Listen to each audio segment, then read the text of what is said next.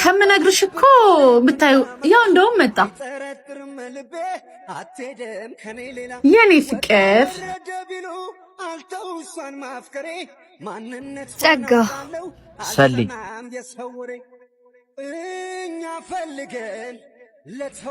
ሰሊ የሚልሽ ፍቅረኛዬ፣ ጸጊ ማለት ደግሞ ከአመታት በኋላ ደግሜ ያገኘኋት ጓደኛዬ ናት። በጣም ታፈቅርሃለች። ሁሌ ስላንተ ነበር የምታወራኝ። ተይ ጸጊ፣ እንደዚህማ አታቅብጪ። አንቺንም በጣም ነው የምትወድሽ። አንቺ ብትሸሻትም እሷ በፍለጋ አግኝታሻለች።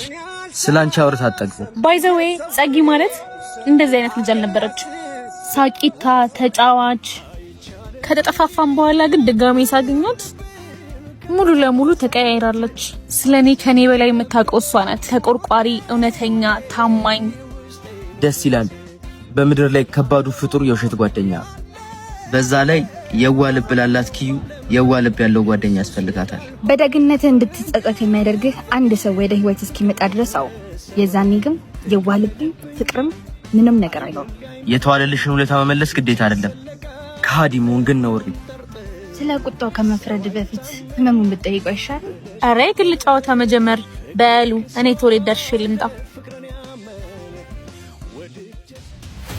ለምን ይሄን ማድረግ አስፈለገ? እንዳላገኛት ማድረግ፣ እንዳልፈለግሽም ማስመሰል ለምን አስፈለገ? ለራስህ ስል ነው እኮ። ለኔ እንዴት ባክሽ? በዚህ ምክንያት ከካናዳ የመጣው ፍቅረኛዋ ነው። ይሄንን ስላወኩ ነበር ያልነገርኩህ። ማለት ላንተ ስል ነበር ይሄን ያደረኩት።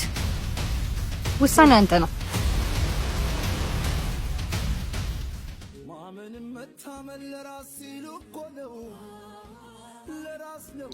እንዴ ጸጊስ ሄዳለች።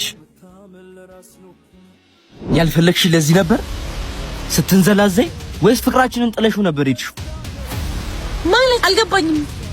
ሰሊ ምን እያልከኝ ነው? ለካ እኔ ጋር ነበር በክብር ያስቀምጡት ማለት ልቀጥኝ። ምንድነው? ላንቺ ተገዝቼ ለፍቅርሽ መመኘ